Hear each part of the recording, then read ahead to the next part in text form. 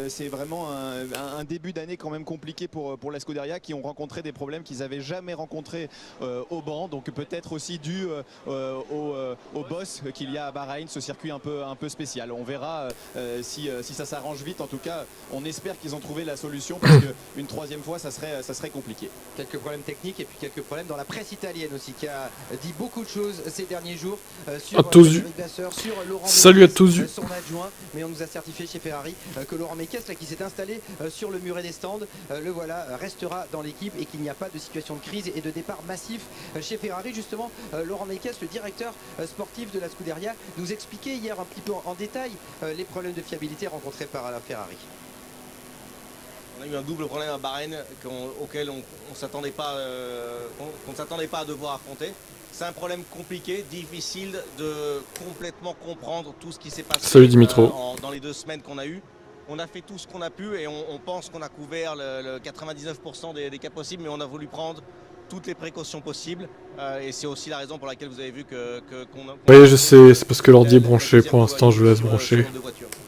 Je coupe le micro quand je parle pas, au pire. Il y a une phase de découverte aussi pour Frédéric Vasseur de la pression inhérente à Ferrari, et donc ces médias italiens qui se sont déchaînés la semaine dernière. Il a même dû après faire une conférence de presse pour tout démentir, parce que ces rumeurs les déstabilisaient, et même on accuse chez Ferrari que des gens leur veulent du mal.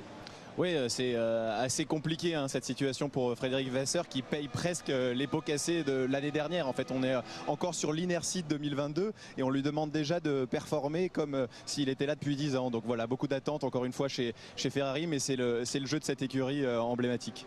Côté pilote, on a donc dit que Charles Leclerc partirait avec 10 places de pénalité sur la grille. Donc pour la pole, pour partir devant, les espoirs reposent sur Carlos Sainz. Mais Julien et Franck, hier l'Espagnol s'est fait remarquer pour toute autre raison sur la piste de Jeddah. Il s'est fait remarquer à plusieurs reprises, Carlos Sainz, par une attitude un petit peu embêtante. Là, je m'adresse à vous, Franck Montagny, pilote, quelqu'un qui reste sur la piste. Non, j'ai rien vu de spécial, honnêtement. Ça me paraît pas révolutionnaire, les changements. C'est dangereux, et 2, c'est pas fair play, quoi. Ça me paraît pas ouf. C'est vrai que ça m'énerve un petit peu, ça. Sainz, casse-couille ce mec, ce pilote. 30 km/h, et vous avez quelqu'un devant qui va ralentir, qui va s'arrêter à 100 km/h à tout casser.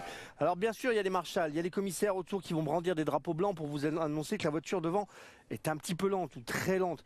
Mais ça suffit pas, en fait, on est sur un circuit qui est dangereux, qui est en ville, c'est le plus rapide des circuits en ville. À un moment donné, il faut donner un peu du sien pour essayer de partager un peu le gâteau avec tous les copains, quoi. Nico Hülkenberg. Moi, ce qui m'intéresse plus que les changements visibles, c'est la perf. Ouais, je constate qu'au final, il n'y a aucune amélioration de perf. Donc leur changement, là, c'est juste pour dire on a quelques évos, mais c'est tout, en fait. Non, pas de quoi jouer avec Aston ou Ferrari. Enfin, Ferrari peut-être, parce qu'ils ont pas l'air super en forme, mais Aston, non, clairement pas. Et encore moins Red Bull.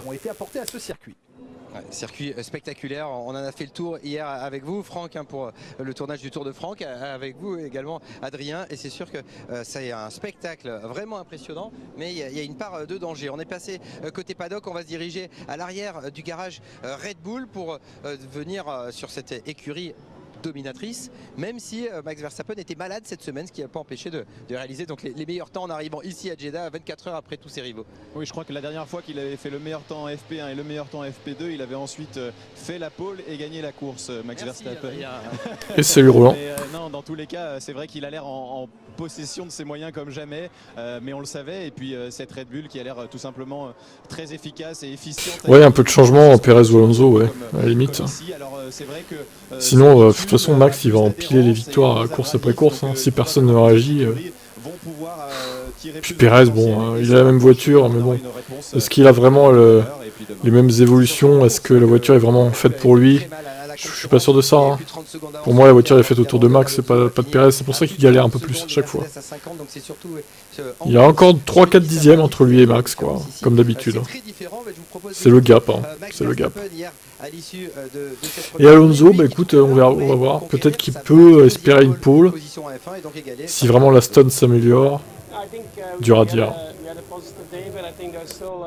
Je pense qu'Aston est mieux en course qu'en qualif quand même, globalement. Fairly close to each other, but it's more because of just managing the tires, because they don't really let you push around here at the moment. So with a low deck circuit, then I think the lap times are all very close. So it's definitely not like Bahrain. On reste dans la famille Red Bull, alors il y a l'écurie mère. Ouais, c'est sûr, qui tout à fait d'accord. Et puis il y a la petite sœur AlphaTauri qui tire la langue avec aucun point marqué à Bahreïn. Hier 13e et 17e Tsunoda et De Vries relativement loin, ce qui a valu une déclaration assez forte en conférence de presse du patron Franz Todt. Je vous propose de l'écouter et on en parle après, Adrien. We expected a much better car. We struggled in Bahrain. Looks a little bit different here. I hope that at least we are with one car in qualifying 3, but we have to Tost qui dit qu'il a plus confiance en ses ingénieurs quand même. C'est grave d'en arriver là quoi.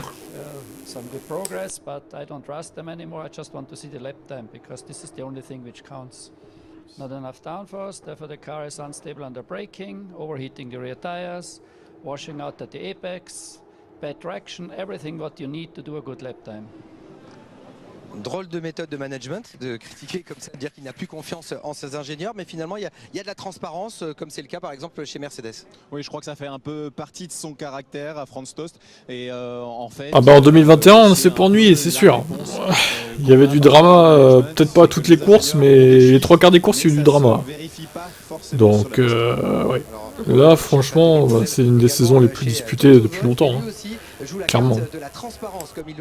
Dommage, le résultat n'a pas été celui que je voulais. C'est quelque chose que l'on a fait pendant les 10 ans passés. Quand on gagne, quand on perd, je crois qu'on vit dans un monde transparent et que nos supporters et le monde veulent savoir qu'est-ce qui se passe. Et il n'y a rien de bon, mais il faut toujours continuer à communiquer. Et voilà donc pourquoi Mercedes a fait une lettre d'excuse à ses fans à l'issue de la performance décevante au Grand Prix de Bahreïn. Adrien, vous allez revêtir la jolie chasuble et aller dans la voie des stands. Julien et Franck, c'est à vous pour les commentaires. Ouais, mais partir pour aller où encore une fois c'est dur à dire, hein. Franchement, Ferrari, est-ce que ça vaut le coup d'aller chez Ferrari? Est-ce qu'au final, Ferrari, ça va pas retourner derrière Mercedes à un moment donné en termes de perf? C'est un pari à faire après, mais bon, Ferrari, c'est un peu fébrile hein, pour l'instant. Bon, il ira jamais chez Red Bull, et tant mieux. Et Aston, moi, je serais pas contre qu'il aille chez Aston avec Alonso. Hein. Mais le problème, c'est que Stroll est le fils du gérant de l'équipe, donc il va jamais le virer entre guillemets. À la limite, un échange de baquet avec Mercedes, mais bon, est-ce que Lens acceptera? Dur à dire. Je pense pas non plus, il restera jusqu'à la fin avec Marco. Ouais, je sais pas. En tout cas, il a rien signé pour l'instant. Et je pense pas qu'il re-signe avant au moins la mi-saison, hein, s'il doit re-signer. Le temps de voir un peu où c'en est tout ça. Ils ont un petit peu poussé la puissance. Sinon, il aurait... Ça fait la différence chez AlphaTauri. Avant de la voiture trompé de beaucoup. Sur beaucoup de voitures, le carbone cette année, on le voit aussi sur l'Alpha. Regardez juste à côté du rouge. Ferrari, c'est grave, ouais. Comme tu dis. Les centaines de grammes par centaine. Sur tous les circuits. On a l'impression que Vasseur, même s'il est plus compétent que Binotto, au final, rien ne va changer entre pour eux, quoi. C'est terrible. Un peu plus de poids qu'un Yuki Tsunoda qui fait 1m55. Ouais, les pilotes priaient de faire très attention à leur poids. Max Verstappen s'était laissé aller à la fin de la saison dernière et pendant l'hiver. Il avait pris une dizaine de kilos. Il les a reperdus à l'aube de cette nouvelle saison. 10 kilos, hein 10 kilos. Il avait pris 10 kilos. Il avait pris 5 Quel gros lard ce Max. Il se laisse aller Maxou. Hein. Bah alors, c'est quoi ce délire? Il les a reperdus.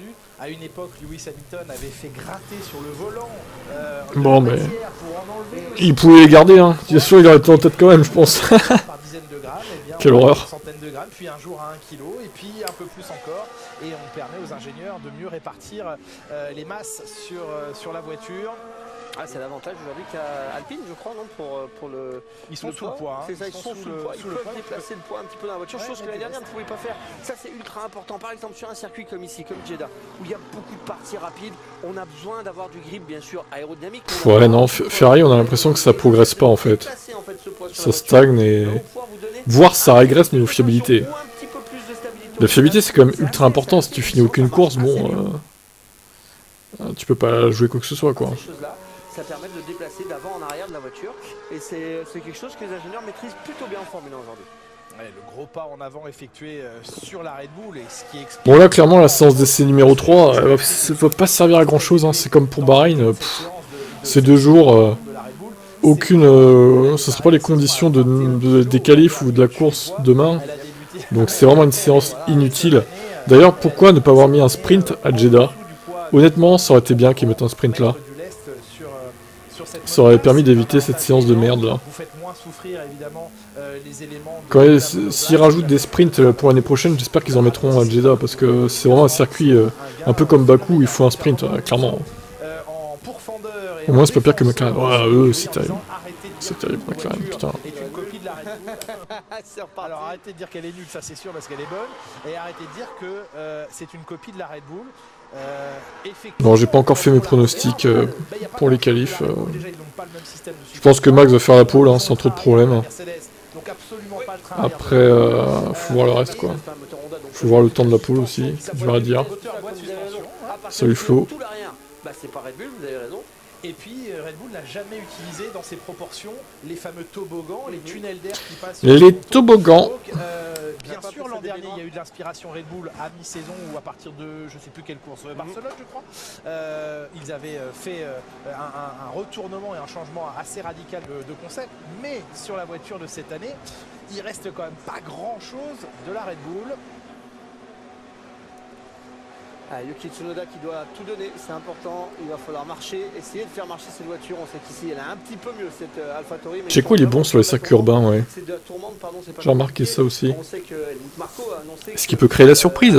On va voir. Se positionner en 5e force du plateau, on en est loin pour l'instant. Ils sont nombreux à vouloir être 5e. Potentiellement la 6e et 7e place c'était acceptable, mais pas au-delà. Donc il va falloir bosser parce que pour l'instant c'est pas le cas. Et puis bon, alors 8e, mais vraiment au dernier. Ouais, bon, 9e, mais à la fin. Et en tout cas, ce qui sera intéressant d'observer sur la durée de ce championnat et de cette saison, c'est la position de Yuki Tsunoda, qui avait effectivement depuis 2 ans à ses côtés un maître étalon en la personne de Pierre Gasly, qui du coup s'appuyait aussi sur le... Un maître étalon, cette expression. Et peut-être inconsciemment avait un petit peu plus de légèreté dans certaines circonstances, un petit peu plus de facilité à laisser couler les choses. Là maintenant, il est le plus expérimenté des deux dans cette écurie. Il est celui des deux face à Nick De Vries qui a bien sûr le plus de Grands Prix puisque Nick De Vries débute sa carrière en tant que titulaire en Formule 1, à l'exception de Monza l'an dernier. Et peut-être que de devoir endosser ce rôle de plus ancien dans l'écurie va aussi lui apporter une forme de maturité et de responsabilisation. Et peut-être qu'on va découvrir un Yuki Tsunoda beaucoup plus appliqué à la tâche. Il avait entamé ce travail, mais on sait qu'il avait parfois du mal à tenir ses nerfs à la radio, qu'il n'a pas une grande passion pour l'entraînement. Bon, tombé, il a l'air compétent, ça va. Bon, peut-être que cette situation où on attend encore... Ça va, ça va. J'aurais préféré Loïc Duval, mais il est peut-être wake en fait, au final. C'est peut-être pour ça qu'il est pas là, je pense. Il doit être à Sebring. Moi je dis Stroll pole position. Oh, alors là il manque plus que ça encore. Salut Joseph sur YouTube. On rentre, on va dire que ça souvire, que ça glisse, je manque un petit peu de grip lorsque je lâche le pied du frein avant de remettre le pied sur l'accélérateur, j'ai l'impression que l'avant s'en va. Enfin bref, on va décrire la voiture avec ses sensations, avec son corps. Aujourd'hui on a pris quand même Nick De Vries pour ces raisons-là, pour essayer de développer, décrire la voiture, la faire avancer, être leader technique de cette voiture. Sauf que Nick De Vries, il a été élevé à la façon Mercedes, et la façon Mercedes, c'est pas le pilote qui décide, c'est les ordinateurs. C'est-à-dire que lorsque le pilote descend de la voiture, le feedback du pilote, bien sûr, est important. Feedback, c'est le ressenti, c'est lorsqu'il va vous expliquer un petit peu ce qui se passe dans l'auto. À ce moment-là, c'est important. Mais Nick va toujours dire, écoutez, on suit d'abord ce que dit l'ordinateur. Si l'ordinateur dit s'assouvir, alors on règle le soulirage. Il est pas commode lui. Mais en vrai, ça, comme je disais dans la vidéo d'AlphaTauri, ça se trouve c'est les pilotes le problème d'AlphaTauri et plus que les ingénieurs qui ont fait de la merde. C'est peut-être après bon De Vries il a l'air bon quand même. Mais Tsunoda lui je le vois pas trop exploiter à 100% la voiture donc bon. Sous réserve que De Vries évidemment y arrive. Mais il rejette toute la faute sur les ingés. Toast au final c'est peut-être un peu des pilotes aussi. Avec très peu de personnes et là en fait je viens de remarquer que chez Mercedes on avait tout simplement 4 personnes seulement alors qu'à côté oui on fait des économies 6, comme As Ferrari on en a 6 aussi donc il n'y a pas que chez As qu'on a une voilà ils mettent tout l'argent sur la W14B là en fait ça permet aussi de sauver un peu d'argent voilà. Et on sait que selon les écuries, l'organisation au sein du team et dans le garage peut varier. Réduction d'espace sur la passerelle de commandement, une passerelle sur laquelle on ne retrouve plus... Bon, après 4 personnes, c'est suffisant, hein, je pense quand même. Dans le garage, 3 c'est peut-être un peu juste, comme As-A, mais 4 ça me paraît un chiffre correct. Donc à partir du moment où on n'a plus l'arrière... Et surtout As, ils ont l'air tellement serrés à 3 dedans là. Vous allez m'expliquer le mot après. Désolidarise. Voilà, c'est facile dans votre bouche, c'est dingue. Quand on enlève la boîte du châssis, forcément avec le moteur, c'est que ça va pas rouler tout de suite. Un fond plat, je vous rappelle vite fait le truc, c'est 15 minutes, grosso modo, pour remonter un fond plat. Lorsqu'il n'y a plus le fond plat, il faut compter une dizaine de minutes pour remonter tout ça. Un moteur boîte, vous pouvez y aller, la séance elle sera finie, que ça ne sera pas sur le châssis. Ouais, le tout n'est pas d'ancrer moteur boîte au châssis parce que finalement ça tient par 4 vis, voilà. Mais il y a tout le câblage à faire derrière et ça prend évidemment du temps. Malheureusement, Nyck de Vries, qui lui découvre ce circuit, eh bien, va être privé d'une heure précieuse d'apprentissage supplémentaire de ce circuit. Petit essai de départ, concentrez-vous sur la roue arrière et regarde. Ah bah, pas sur la roue avant parce que vous verrez pas le patinage. C'est pas gentil d'avoir changé le plan. Je vais essayer quand vous y a des départs comme ça. Ils ont trollé Montagny là. Vous verrez qu'il n'y a aucun patinage. Je vous rappelle que la règle en Formule 1 c'est qu'il n'y a plus d'anti-patinage. Donc les ingénieurs sont quand même super forts pour faire travailler le moteur comme un anti-patinage. Ouais, faire passer 500 chevaux par roue.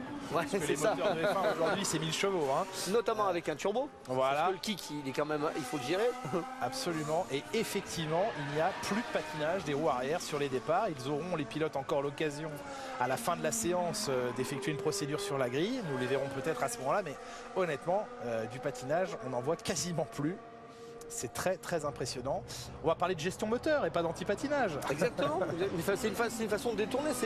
Totalement. On peut le critiquer bien entendu si on a envie, mais c'est quand même fort la Formule 1 de dire on enlève les anti-patinages et de se retrouver avec des ingénieurs qui vont travailler sur les soupapes, sur la puissance moteur, sur la façon dont la puissance peut arriver dans les roues.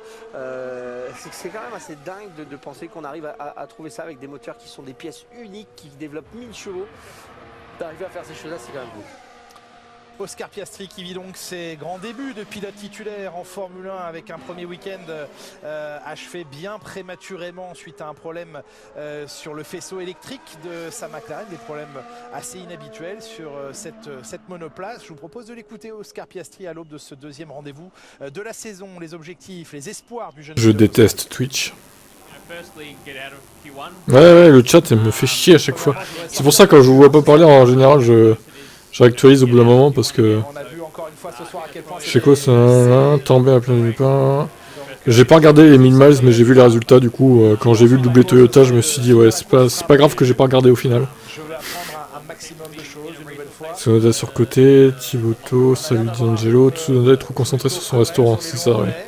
La qualif est à 18h chez nous, donc 17h chez toi à Londres, du coup. Il en faut bien.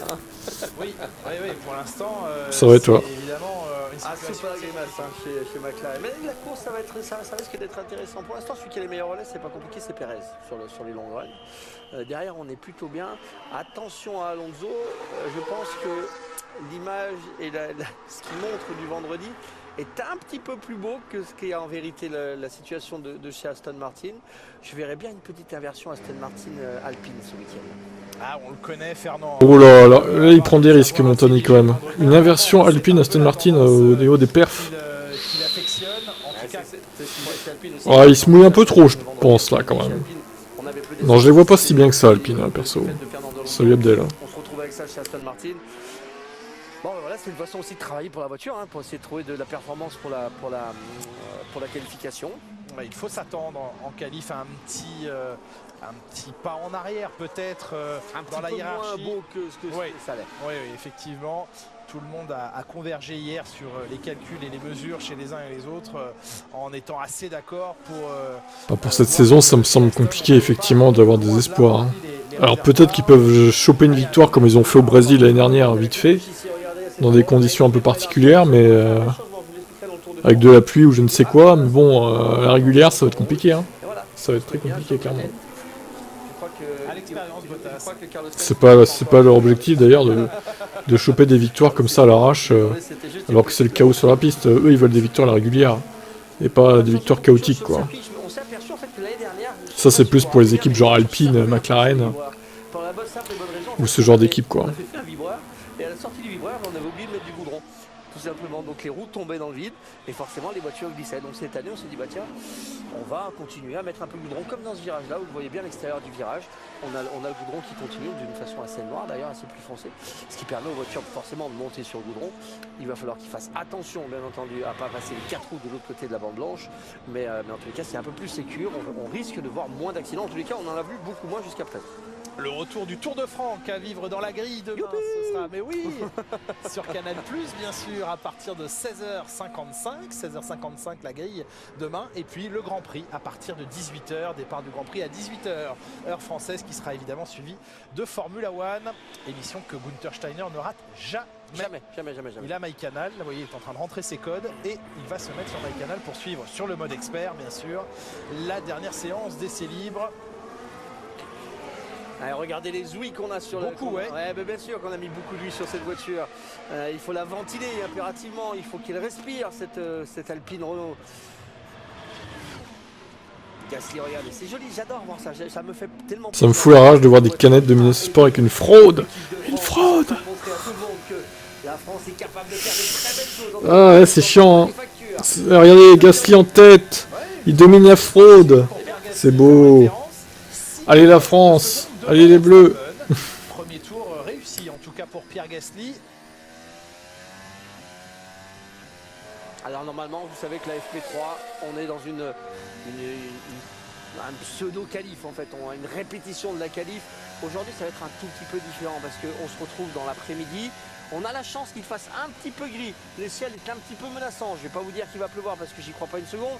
Mais pourquoi pas, en tous les cas il fait plutôt frais. Non, il va pas pleuvoir, je crois pas non plus, hein, ça m'étonnerait. S'il pleut à Jeddah, c'est la fin du monde. Hein. Donc potentiellement les équipes vont faire deux choses, vont travailler encore un petit peu. Enfin, ça arrive qu'il doit pleuvoir, mais c'est rare quoi. Mais c'est aussi pour ça que vous voyez pas mal de voitures en piste dès le début de la séance. Rappelez-vous que normalement une FP3, les voitures roulent qu'après une demi-heure.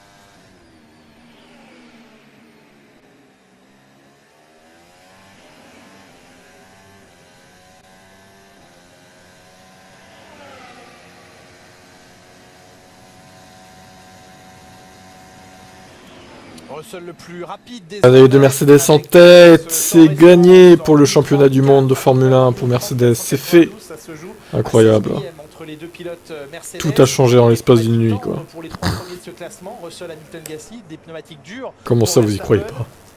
Chose assez inhabituelle hier mais totalement réglementaire, Sergio Pérez a rendu un train de pneus qu'il n'a pas utilisé.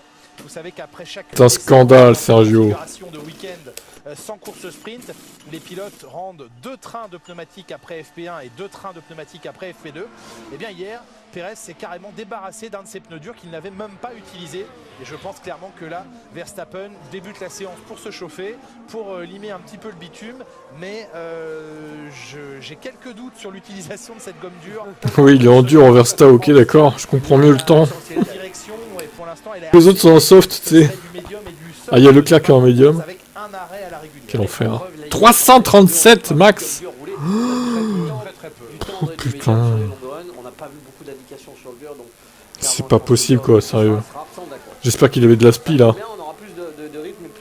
Je rêve ses vitesses, c'est insupportable.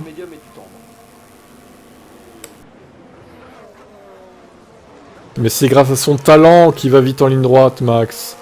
Il est trop fort. Il arrive à fendre l'air mieux que les autres pilotes, tellement il est fort. C'est exactement ce que pensent les fans de Max. Non, pas tous évidemment, heureusement. Qui avait affiché à 333 km/h, Pérez et Albon à 332. Les Ferrari de Sainz et de Leclerc à 331 et 330 km/h sur le radar de vitesse de pointe placé juste avant le freinage du dernier virage, du 27e virage de ce circuit. C'est le circuit qui en compte le plus de la saison. Je pense que Singapour doit être juste derrière, même si Singapour est revisité et révisé cette année. Il n'y aura plus de passage sous la tribune dans le dernier secteur. Ils enlèvent l'endroit où à chaque fois ils sortaient. Oui, c'est ça. Donc les pilotes passeront derrière cette tribune, en tout cas le circuit refaçonné à Singapour. Alors qu'on est avec Alex Albon en casque embarqué, on va aller rejoindre d'ici quelques secondes Adrien Tambay dans la voie des stands.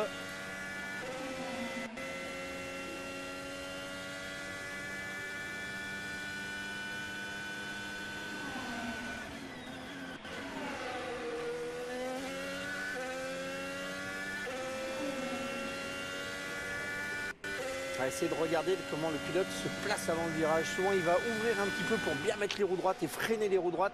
Il le fait dans plusieurs virages, surtout les virages rapides. Pour la simple et bonne raison, c'est que s'il a les roues braquées qui posent depuis sur le frein, il va déstabiliser le train arrière. Verstappen très à l'aise parce qu'en pneu dur, il signe le meilleur temps en 29,882. Le pneu dur ne l'handicape pas pour l'instant. Albon 6e temps. Lance Stroll à la 12e position. Avec les pneus durs également.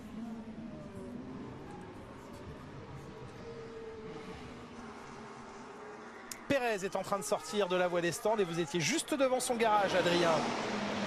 Effectivement, Julien, je voulais vous montrer un des avantages d'avoir gagné le championnat l'année dernière, c'est tout simplement cette position. Ce sont les premiers à rentrer, donc on a ce stickage au sol, tout simplement qui sera parallèle, chose qui est complètement différente des autres écuries. Si vous voyez un peu plus loin, chez Ferrari, on est un peu en diagonale. Tout ça pour simplifier la vie du pilote qui a du mal à freiner et à tourner en même temps. Donc voilà, c'est un des avantages, gagner des millisecondes ici à l'arrêt au stand pour Red Bull. Merci Adrien pour ces précisions et l'optimisation bien sûr de chaque détail, notamment pour les arrêts au stand. Il y en aura donc normalement à la régulière un à effectuer demain en course sur les 50 tours que compte ce Grand Prix d'Arabie Saoudite, 3e édition ici à Jeddah. L'Arabie Saoudite qui maintenant se voit pourquoi pas accueillir 2 Grands Prix. C'est la puissance du pétrolier d'État ici, avec une volonté l'hiver dernier de racheter la Formule 1. Ça n'a pas abouti. Et pourquoi pas d'avoir 2 sites d'accueil d'un Grand Prix de Formule 1. Oui. Et Vettel ne reviendra plus jamais. C'est ça des Escolt, Max P1 avec des durs. L'enfer est total. Les propos de Franz Tost, le patron d'Alpha Tauri. C'est rare d'entendre parler comme ça. Je n'ai plus confiance en mes ingénieurs, je ne crois plus ce qu'ils me racontent. Ils m'avaient promis une voiture merveilleuse avant le début de la saison et nous n'étions que très très loin lors du premier Grand Prix de la saison. Et les propos qui ont été corroborés par Pierre Gasly, qui a annoncé qu'en fait quand il est parti l'année dernière, l'équipe lui avait annoncé que les AlphaTauri se battraient cette année en 2023 avec les top teams, que vraiment ce qu'il voyait sur l'ordinateur c'était incroyable, c'était très très vite. Pierre Gasly qui a quand même pris sa décision de partir chez Alpine, et il a bien fait. C'est bien d'être chez un constructeur quand même plutôt que chez un privé. Et au vu des résultats d'AlphaTauri sur ce premier Grand Prix, uniquement sur ce premier Grand Prix, le choix lui a fait du bien. 15e d'ailleurs.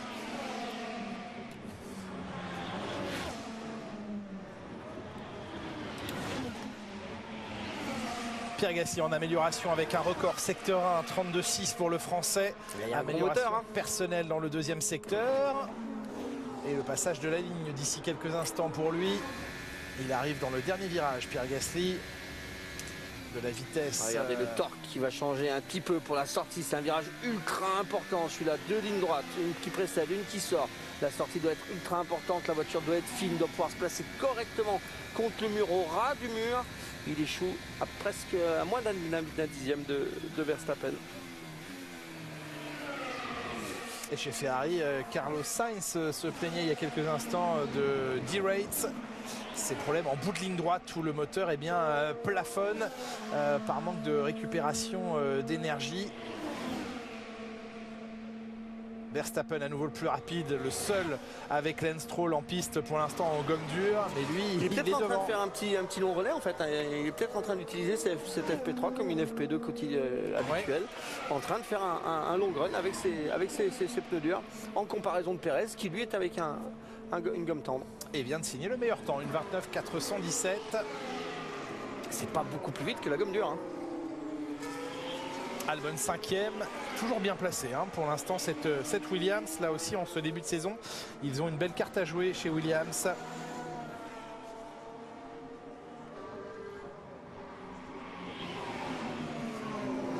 Pérez qui est à l'aise sur circuit, c'est un de ces circuits qui lui convient le mieux.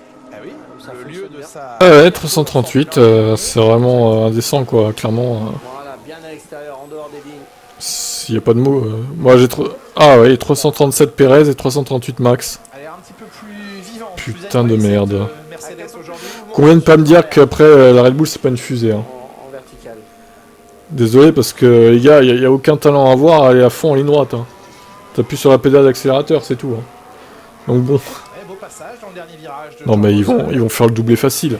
Alors à moins qu'il y ait des circonstances de course ou un problème de fiabilité pour Red Bull, mais ils vont faire le doublé facile encore. Ceux qui font les pronos, je vais vous donner le lien, mais mettez doublé Red Bull.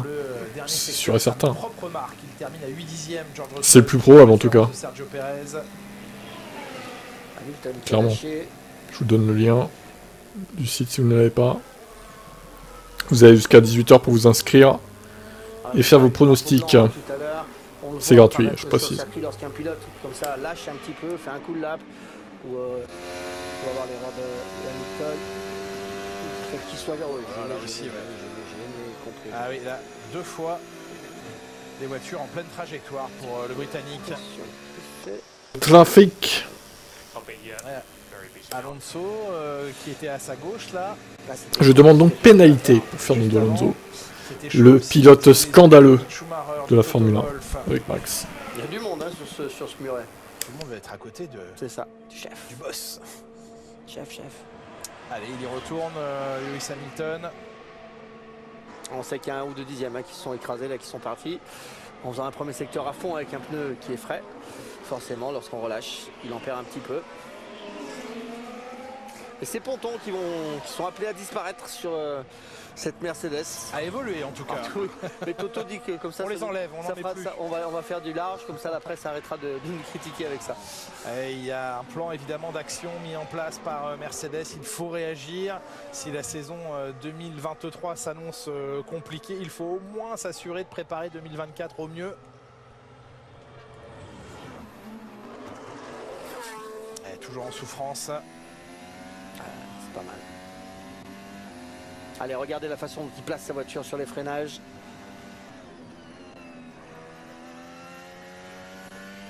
Toujours avec les roues droites.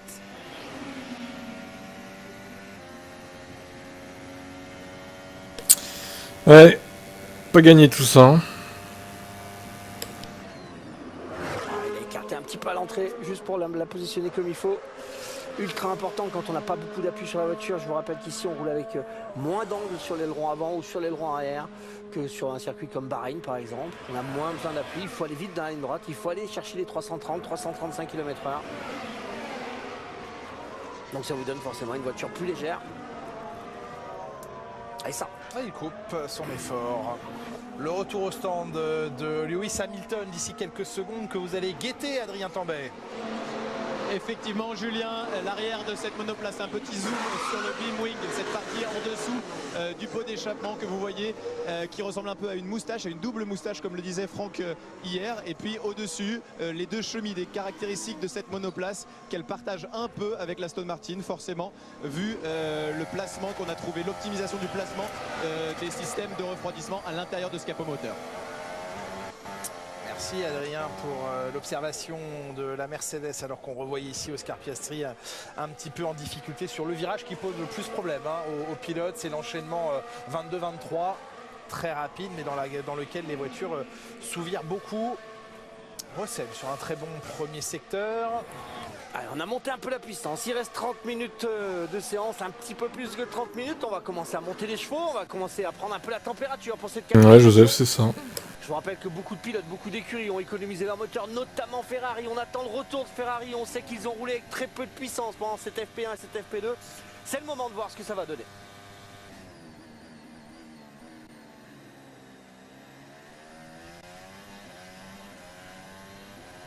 Avec une jolie esprit. Ouais, offert mais gêné un petit peu dans le dernier virage quand même. Ah oui. On améliore de 2 dixièmes. Russell au 5e rang avec ce record de premier secteur et ce 1:30.093. Très proche d'Esteban Ocon, quelques millièmes de seconde.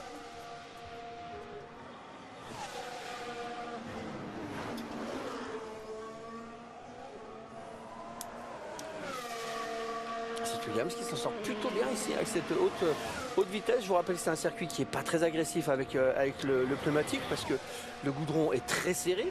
Donc ça veut dire que les petits morceaux de goudron ne sortent pas de la surface. Donc ne vont pas attaquer le pneumatique contrairement à ce que faisait Bahreïn. Donc ça c'est un gros avantage pour les voitures qui sont à faible appui. On voit que ça souffle, hein. On aperçoit les drapeaux bord de piste, beaucoup plus de vent aujourd'hui moins de soleil, beaucoup moins de soleil qu'il n'y en avait hier. Ciel couvert, c'est vrai. Les températures 27 degrés dans l'air, quasiment 40 degrés au sol.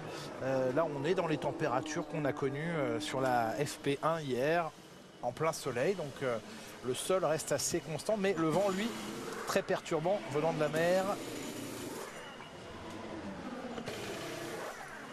Alors, Max Verstappen va maintenant pouvoir tranquillement délaisser sa gomme dure. Et s'il veut accélérer le rythme, passer d'ici quelques minutes sur des pneus encore plus tendres, des médiums ou des tendres. Il lui reste une grosse moitié de séance maintenant. Et regardez, on vous parlait du carbone. Là, on le voit bien, le carbone sur la partie haute, c'est la peinture. Sur la partie basse, avec le pétrolier, c'est la partie carbone. Moitié de la voiture. C'est un petit peu aussi pour ça que la voiture est revenue noire hein, cette année. C'était pour faciliter cette apparition du carbone. Gagne du poids. Oh, bien, George. Très bien. George qui s'est complètement écarté pour laisser la place à Hülkenberg. Parfait. C'est ce qu'on veut voir.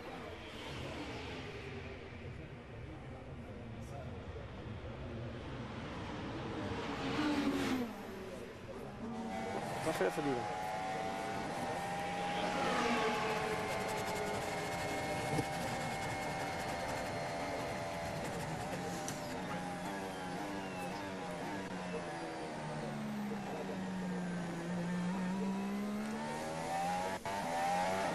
Toto Wolff qui s'est exprimé un petit peu plus ouvertement sur la séparation.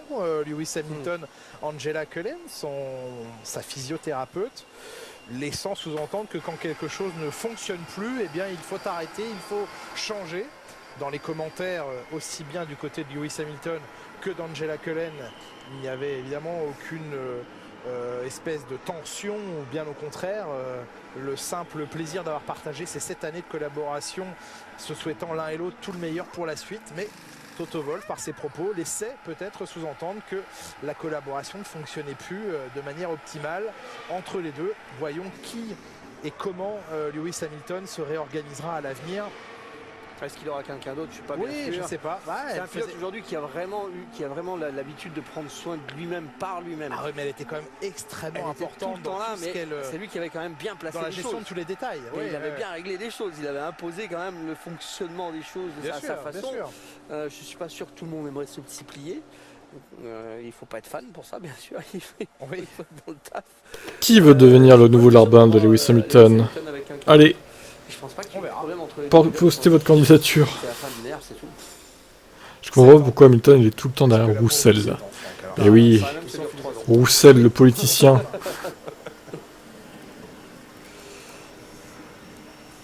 Fabien Roussel, pilote Mercedes.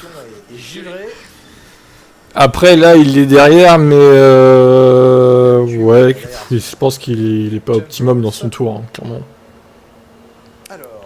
On dirait qu'il veut pas appuyer. Peut-être qu'il veut pas appuyer, ouais, peut-être qu'il en a sous le pied, clairement. 84 pour 82 kg. Bah dis donc James, il va falloir aller il va falloir à la salle. on va falloir arrêter. On va l'accompagner à la salle. Bien sûr. Je suis à 3 kg au-dessus pour l'instant. Oui, D'Angelo, exprime-toi, vas-y, on t'attend. De savoir combien mesure James Vowles, c'est de savoir combien il pèse. Alors vraiment, ça, pour un pilote... Surtout que ça doit être des données qui ont 15 ans. Ça c'est... inintéressant. C'est la magie de la Formule 1. Son pédigré, par contre, j'aurais préféré le connaître. Mais les Alpines trustent le haut du tableau, hein, depuis le début du week-end quand même. Hein. Attention Alpine quand même là. Franchement, ce serait une surprise qu'ils arrivent à se qualifier devant Alonso. Donc repris la piste dans cette deuxième partie. Ah non, c'est bon. Qui avait débuté Charles Après, ça doit être bien payé, hein, mais bon. avec des pneumatiques médium, garde pour l'instant son train de pneumatiques médium. Il n'a pas encore chaussé un autre train, c'est toujours le même. Puis déjà, faut savoir parler anglais, mais comme si c'était la langue maternelle, donc... parce que Lewis, il va pas parler français, hein. Ah bah non. Non, bah je sais pas, il y a quelqu'un d'autre qui prendra la place d'Angela, ce sera peut-être un mec, hein, d'ailleurs. Pourquoi pas un homme plutôt qu'une femme, je sais pas, à voir.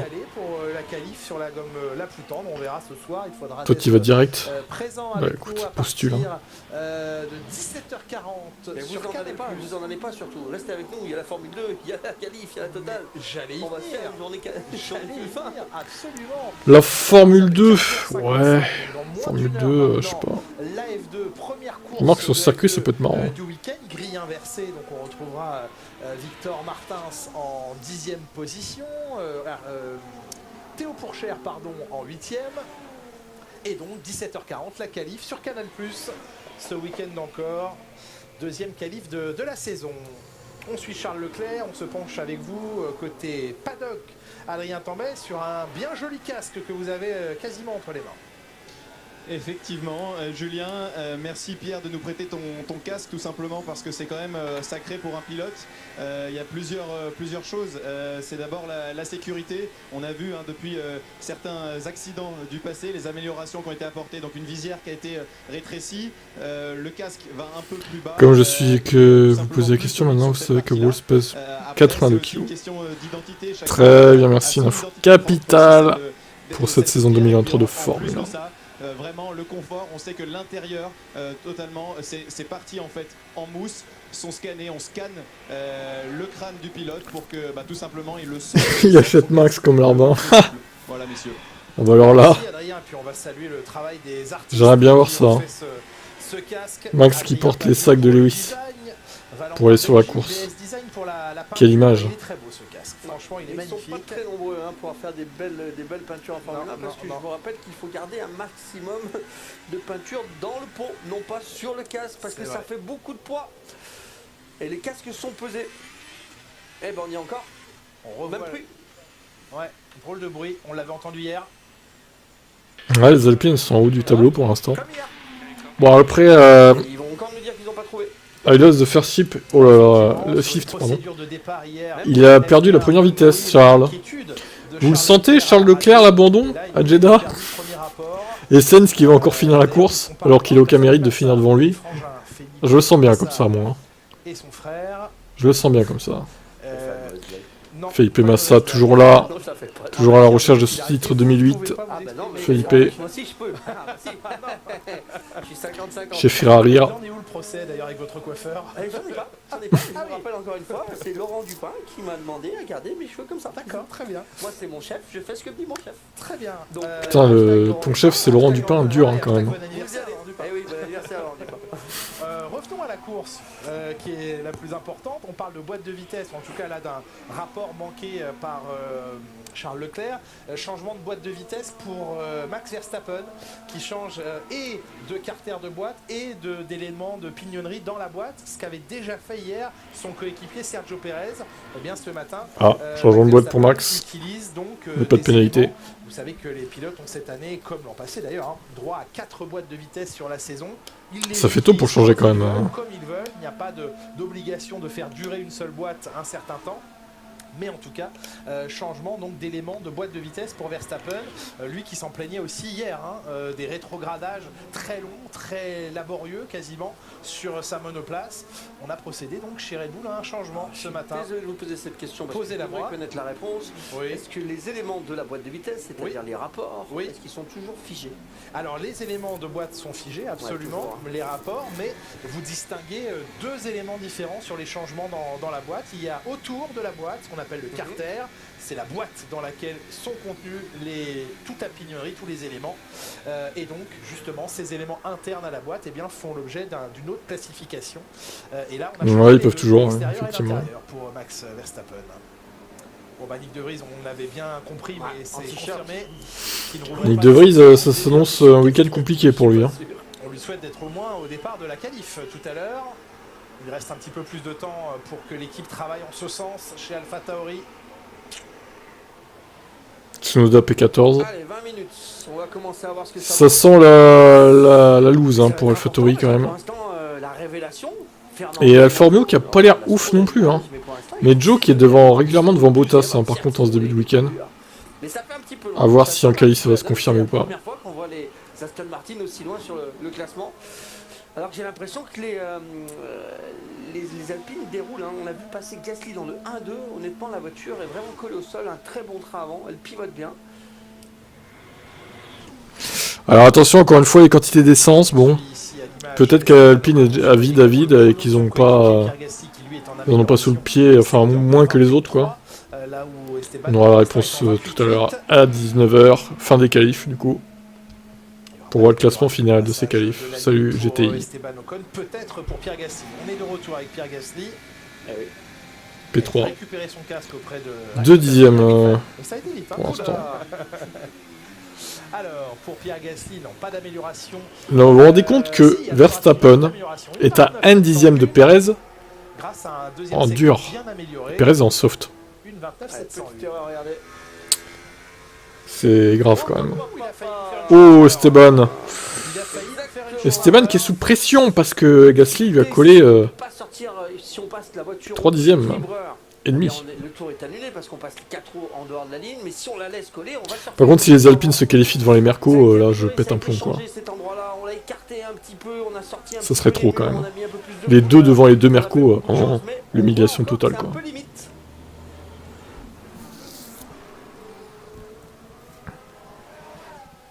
Ouais, donc c'était un tour qualif hein, quand même, c'était une préparation qualif pour les deux pilotes. Poussé, oui. Ouais.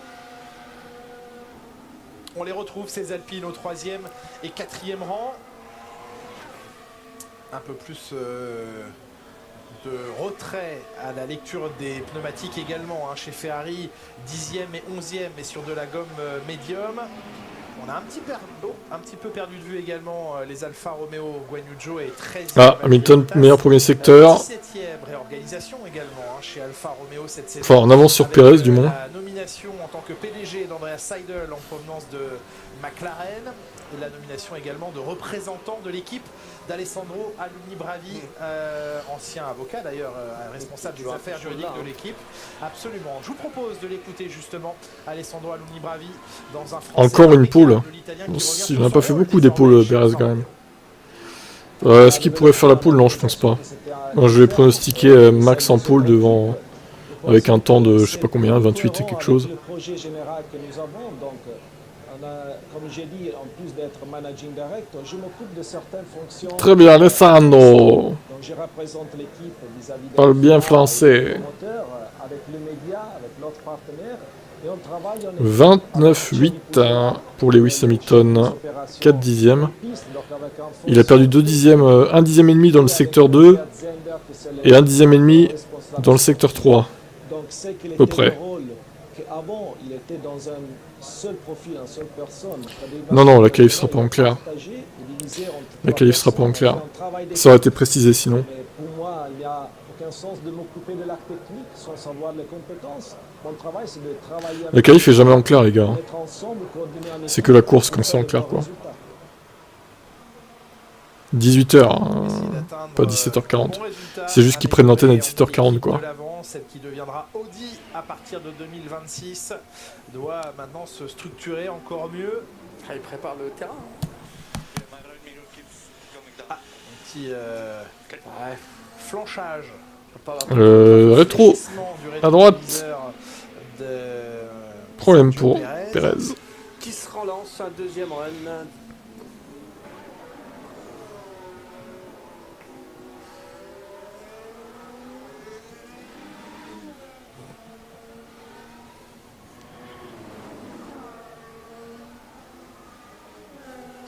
Non, ils l'ont mis en rouge tout simplement parce que la qualif c'est important aussi quoi. Ça déroule hein, quand même, cette Red Bull là, c'est collé. Mais c'est bien précisé que la course en bas c'est en clair quoi. Regardez le pilote lorsqu'il pose les pieds sur le frein, regardez le casque du pilote quand vous avez l'opportunité. Vous allez voir comme il descend. Ferrari passe ça, bah Ferrari c'est loin. Ferrari c'est compliqué là. 12 et 13 quoi. J'espère vraiment pour eux qu'ils en ont sous le pied, hein. Mais on les a jamais vus en tête d'affiche, c'est étonant quand même. Hein. C'est un peu ça la puissance de la Formule 1. C'est étonnant pour Ferrari.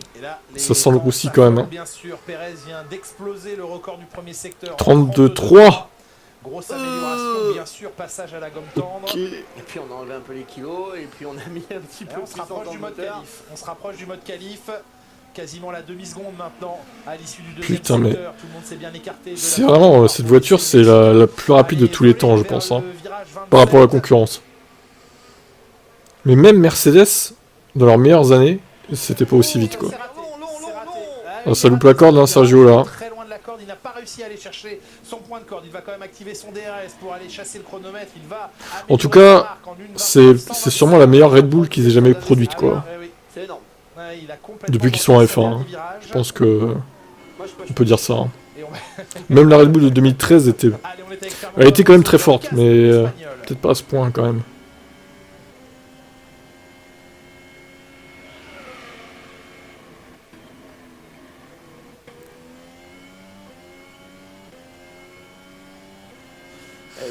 Allez, Fernando. Il y a le delta, 1 seconde 9 d'avance pour l'instant. Sur son temps à lui. Hein.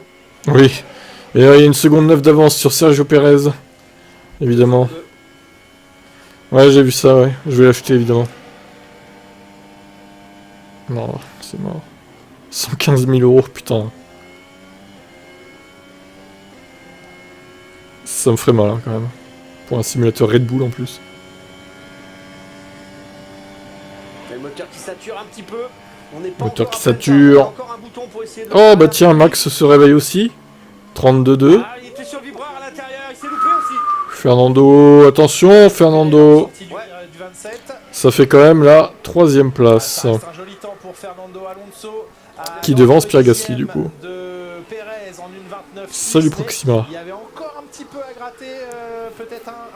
Ouais, enfin, ça va, c'est cher quand même. Hein.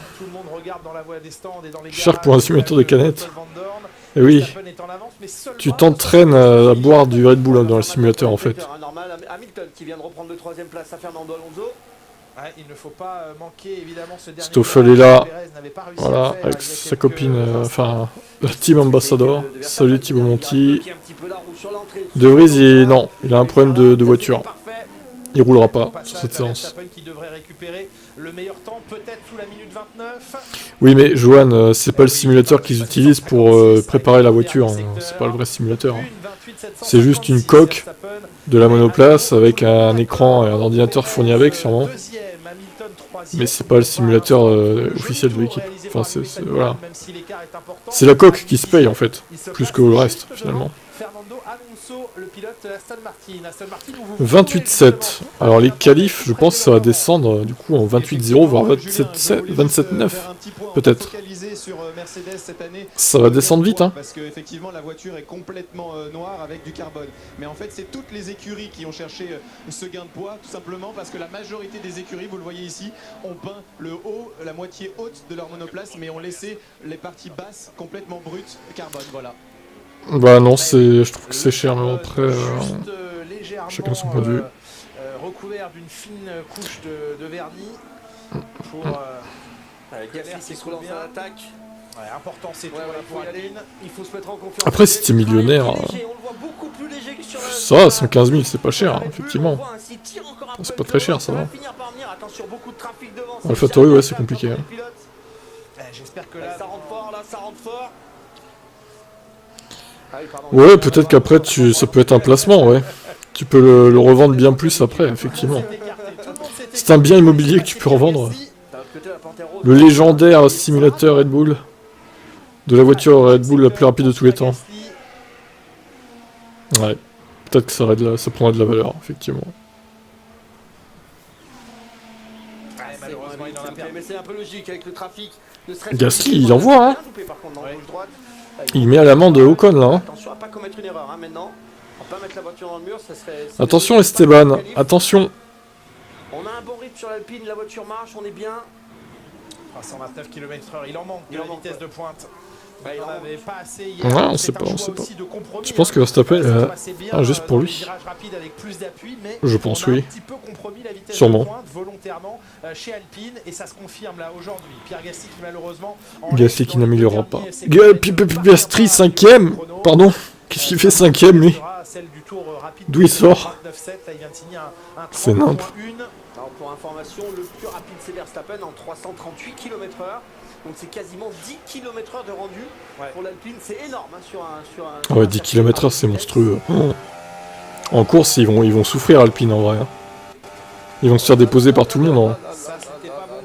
Oh, la Red Bull là qui gêne Norris.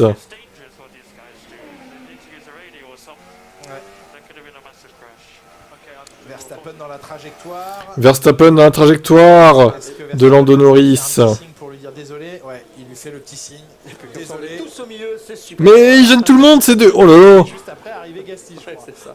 Ils sont sérieux à se faire des signes, ils gênent tout le monde. Pénalité les deux là. Réception de son erreur et s'excuse. Il est pas content. Ah oui, Max, tu gênes les pilotes qui veulent améliorer leur temps. Qui lui présente lui aussi ses excuses. Les écarts sont effrayants en tête, oui. Mais c'est fort quand même, hein, si c'est... En fait, après Red Bull, ça va. Et le problème, c'est les Red Bull, quoi. T'enlèves les Red Bull, voilà. Regardez, attendez, on va faire un truc. On va enlever les Red Bull. Moi, j'enlève les Red Bull, ouais, elles n'existent pas. Regardez, Stroll en tête, devant Lewis Hamilton et Fernando Alonso. Ça, c'est bien comme classement. Non? Bon, Stroll, on pourrait le virer, hein. D'ailleurs, Stroll qui est devant Alonso, au final. Regardez, Red Bull n'existe pas dans mon championnat, moi. Cette équipe a été bannie pour tricherie. Regardez, voilà. Incroyable. Championnat. Regardez, Stroll devant Hamilton, Alonso, Piastri, Gasly, Russell. Ça va être serré. Ces qualifs, c'est sûr. Regardez les écarts. En vrai, si Hamilton a une vitesse de pointe égale au Red Bull, je pense qu'il sera à 4 dixièmes. Il est 10 km en dessous. Il est à 10, tu es sûr? Je crois que c'était un peu moins. Non, il est à 8 en dessous, ouais. Ouais, c'est beaucoup 8 quand même. C'est beaucoup 8 quand même. Que la saison est passionnante. 26-4? Oh non. 26-4, non les gars, quand même pas. Ça sera en 27 sûrement. Mais 26, je pense pas. Après, pronostiquer, hein. Sur mon site, hein, allez-y. Hein. On était 20 la dernière fois, ça serait bien qu'on soit autant cette fois-ci. Vous avez jusqu'à 18h hein, pour vous inscrire si c'est pas fait. Moi je pense que je vais pronostiquer 27-9 ou 27-8 peut-être. Mais pas moins. Je vois pas ça descendre moins quand même. Non non, 26-4 c'est pas possible. Ça sera sûrement 27 quoi. Mais 27 quoi, je sais pas. À moins qu'ils arrivent pas à descendre à 27 en vrai. Ah pff, si, parce que ça va... Les conditions vont être plus fraîches et tout. 27-7, ouais, ça me paraît... Ça paraît réaliste, honnêtement. Et justement, Lance Stroll est de retour au stand avec vous, Adrien. Et oui, messieurs, je voulais faire un gros plan sur le... Lance Stroll. Tout simplement parce qu'il est très, très ah, Alonso a repris l'avantage sur Lance. Lance qui est dans le même dixième qu'Alonso, attention. Lance se réveille. 27-6, Splinter A, c'est pas mal, ouais. Tu vas être dans la bonne fourchette, je pense. Verstappen s'est planté au dernier tour, il avait 5 dixièmes d'avance l'année dernière, c'est aussi. 5 dixièmes d'avance. Ne serais-tu pas marseillais, un peu, quand même. Moi je comprends pas, Merco, comment on devient... Ouais, c'est ça. Bah Honda, j'avoue, ils ont fait un travail de fou sur le moteur aussi, quand même. Hein. Alors ça se voit pas sur AlphaTauri pour le coup, mais sur Red Bull, incroyable. On pense notamment à toutes les voitures sauf le Red Bull. Après chez Aston on reste méfiant parce que la vitesse de pointe n'était pas un point fort à Bahreïn, les passages en virage rapide non plus et c'est un petit peu les caractéristiques principales de stratégie. Ouais, on sent qu'Aston ils vont être moins performants je pense que Bahreïn au final. Par contre s'ils sont encore... Attendez, par contre là il y a un problème. Si par contre, admettons que là ça soit la même chose en qualif, ils sont 3 et 4 avec 8 dixièmes de retard sur Red Bull, ça veut dire que les autres sont encore plus nuls quoi. Ce qui serait tragique quand même. Putain de merde. À partir de 17h40, je vous le rappelle, pour la qualif 17h40 sur Canal+. Parce que là quand même, on s'interroge. Ouais, il y a beaucoup d'inconnus hein, sur cette qualif. Bon, à part les deux premiers, mais le reste c'est vraiment l'inconnu quoi. Des instructions non respectées de la part de Fernando Alonso. Black and white flag. Ah. Chose dans Fernando qui respecte pas les consignes. Il faut le pénaliser à vie, le bannir de la Formule 1. J'espère que Hamilton sera 3e en qualif et de Red Bull se crache en course. Putain, parle pas de bonheur. Mais Ferrari, ouais, je comprends pas. 17 et 18. Alors, qui roule pas à vide une ou deux séances, je comprends. Allez, c'est Ferrari qu'on attend maintenant dans les 7 dernières minutes. Mais il faut vraiment qu'ils fassent une séance quand même à vide. Enfin, genre 10 minutes au moins. C'est peut-être ce qu'ils vont faire là. Ils sont en pneus rouges d'ailleurs. Mais c'est bizarre ce qu'ils font là. Un cran plus dur que ce que vous voyez à l'écran avec le rouge. Là c'est un bon moment et regardez sur le graphisme qui a le graphique. Ah non, ils sont en jaune. Attends. Il n'y a pas beaucoup de voitures en piste. Non, ils sont en rouge là. Attends, je vais mettre mon truc là. Des pneus. Ils sont... Oh non, ils sont bien en rouge, ouais. Ils sont bien en rouge, c'est bon. Ils vont peut-être faire un tour rapide du coup. Les yeux regardent la voiture qui est devant, qui est en train de ralentir. Bon, Leclerc va signer la pole. Bah écoute, peut-être, mais alors ils ont caché leur jeu. Hein. Et ben Leclerc s'élance d'ailleurs. Non, deuxième tour de... Ah non, bah non. Il fait un tour de chauffe encore. La feinte de Charles. Pour, Charles Leclerc et également pour Carlos Sainz. Est-ce qu'on aurait bluffé chez Ferrari depuis le début du week-end? Peut-être, hein. Le moment peut-être quand même de se rassurer et de rassurer les supporters de la Scuderia Ferrari. Oui, c'est vrai qu'il faut pas oublier que... Ah bah oui, mais Exerto, tu es bien gentil, tu dis ils vont faire la pole. Mais il pourra pas. Il a 10 places de pénalité. Alors s'il fait le premier temps, il sera 11e automatiquement, quoi. Donc Charles Leclerc, automatiquement, il partira loin. Après oui, sur un tour, le Charles est quand même fort. Hein. C'est sûr. Donc Julien, comme d'habitude, hein, la mer à l'extérieur. Ah c'est ça. Faut que je m'y fasse.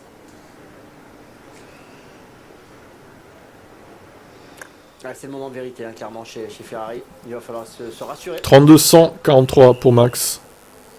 Il s'arrête jamais, Max. Lui, il fait des tours qualifs tout le temps. Et vous savez, quand ils sont loin de l'Italie, je pense que le calme, ça leur fait du bien. Le mec s'arrête jamais, quoi. C'est un robot. Une machine. La presse italienne se déchaîne contre Ferrari ces derniers temps. Je pense que c'est difficile de travailler de manière sereine quand tous les matins vous lisez quelque chose de négatif sur votre équipe. Ce qui est intéressant, c'est que les attaques... Ah mais c'est le jeu, hein. Ils ont qu'à aussi faire du bon boulot. Ferrari, ils n'auront pas d'attaque de la presse italienne. Ils savent comment ça marche, hein. Ça fait très longtemps qu'ils sont en Formule 1. En tout cas, les personnes en interne chez Ferrari disent on a très bien ciblé d'où ça venait parce qu'il y a des infos qui ne pouvaient pas venir. Ouais, pas comme Gasly. Et on le connaît. Allez, c'est parti. Sargent est au cul d'Albon, ouais. Ils sont au même 10e. Plutôt pas mal ce pilote, ce rookie. 28-4, 185 pour Max. Oh là là là là là là. C'était celui qu'il fallait pas que je dise. Même Perez, il est pas au niveau en fait, quoi. Enfin, il n'y a même pas de bataille interne en fait. C'est nul. Non mais honnêtement, je pense que... Alors je dirais pas qu'elle est illégale cette voiture, mais il y a une grosse astuce qu'on sait pas quand même. Au bout d'un moment, il y a une énorme astuce qu'on n'est pas au courant là. Je dirais pas jusqu'à dire qu'elle est illégale parce qu'on n'a aucune preuve de ça, mais bon. Honnêtement, chaud quoi. C'est quoi leur secret en fait? J'espère qu'ils arriveront à le trouver les autres équipes. Le secret. Enzo Ferrari qui doit faire des backflips dans sa tombe quand il voit Ferrari. C'est ça. Alors, 8... Oh là là, dans le secteur 2, 8 dixièmes de retard.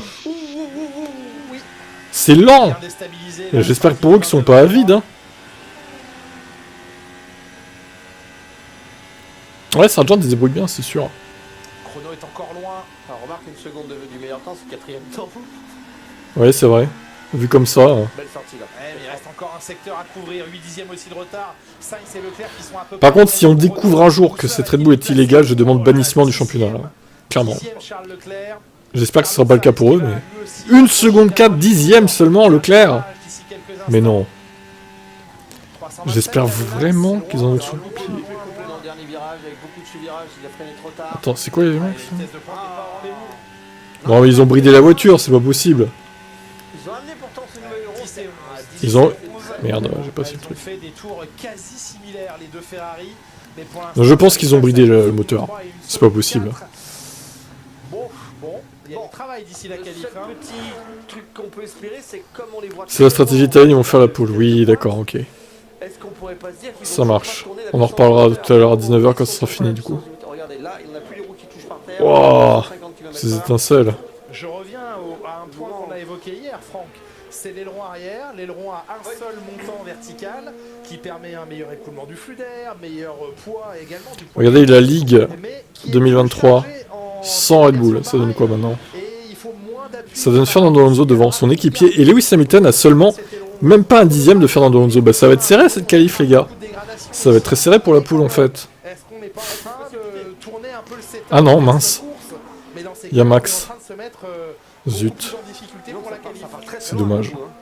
Parce que oui, tout à fait. Est-ce qu'on n'essaye pas de garder un petit peu plus d'appui pour tenir la voiture pour la course? Je peux pas croire que les Ferrari fassent 10 et 10 en qualif. Ça fait trop loin. Non, c'est pas possible. Non, ils sont bridés, ils sont bridés. Évidemment, on le rappelle que Leclerc prendra 10 places sur la grille. Changement de... Ah bah comme ça il partira dernier. Allez basta. Non, je peux pas croire qu'elles soient dit autant en 15 jours. Mais encore une fois, elles ont beaucoup de charge sur cet aileron arrière. C'est vrai. Et du coup, il y a pas la... Ouais mais bon, pour remonter, s'il n'y a pas une bonne VMAX, Leclerc au final il va rester coincé dans le peloton. Il va se faire niquer quoi.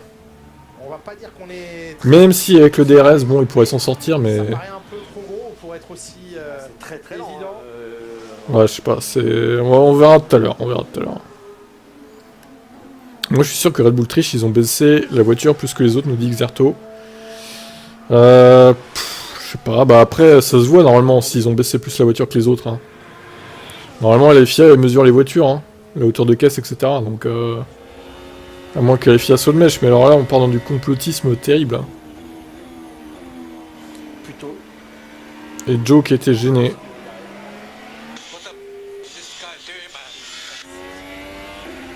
Oh il s'énerve Joe, il est pas commode hein. Oh c'est le Tsunoda chinois lui. What the fuck? Les dernières secondes de cette séance. Toutes les monoplaces ont repris la piste maintenant, à l'exception bien sûr de Nick De Vries en panne, mais toutes les voitures en piste pour une procédure de départ à venir d'ici quelques instants. Non mais vous vous rendez compte que le troisième est à 1 seconde. Elle sera battue tout à l'heure à la régulière. Waouh. Après c'est très serré hein, franchement. Maintenant reste à savoir si le temps... Entre le 3ème et le 18ème, t'as 1 seconde. Mais entre le premier et le 3ème aussi. C'est dommage, quand même. Merde, ça gâche tout. Hein.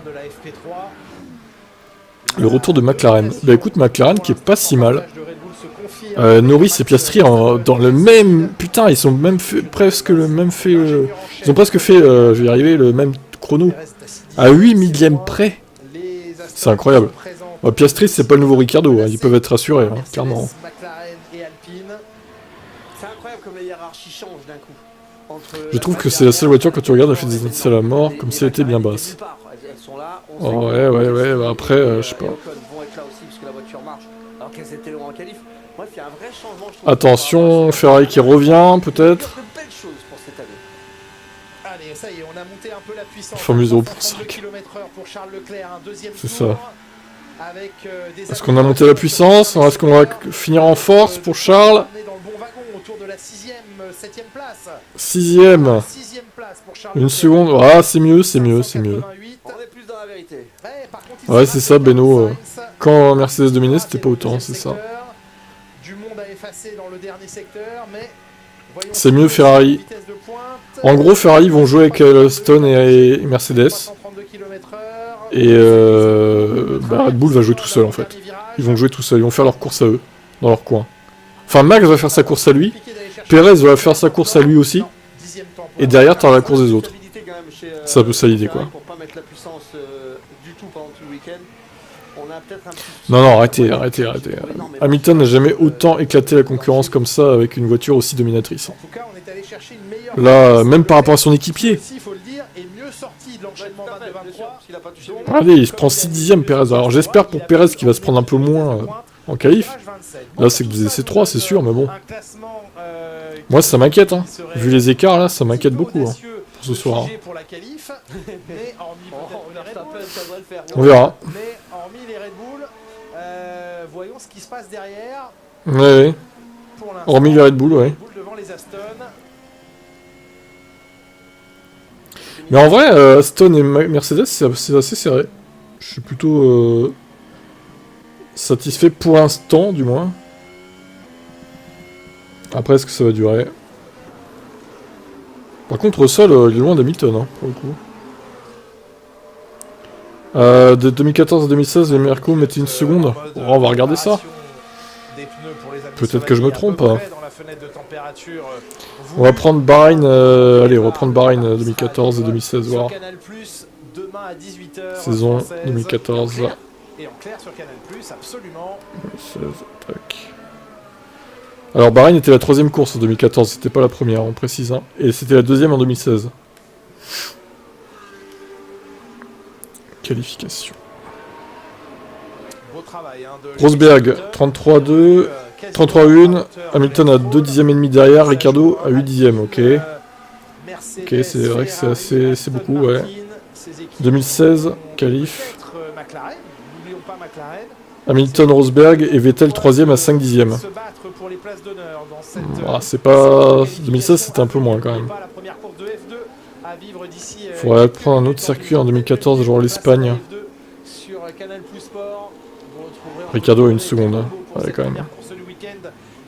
Ah ouais, quand même. Après, c'était pas le cas sur tous les circuits quand même.